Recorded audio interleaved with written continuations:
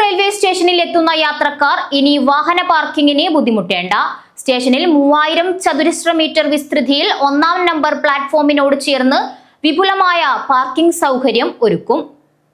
Kanhangad railway സ്റ്റേഷനിൽ എത്തുന്ന മുഴുവൻ വാഹനങ്ങൾക്കും പാർക്കിംഗ് സൗകര്യമൊരുക്കും.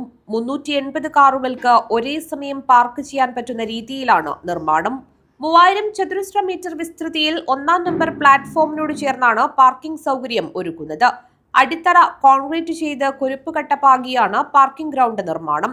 പദ്ധതിക്കായി 1-ാം നമ്പർ പ്ലാറ്റ്ഫോമിന്റെ തെക്കേയറ്റം മുതൽ സ്റ്റേഷൻ കെട്ടിടം വരെയുള്ള 200 മീറ്ററോളം ദൈർഘ്യത്തിലാണ് റെയിൽവേ ഭൂമി പരമാവധി ഉപയോഗപ്പെടുത്തി പാർക്കിംഗ് ഗ്രൗണ്ട് നിർമ്മിക്കുന്നത്.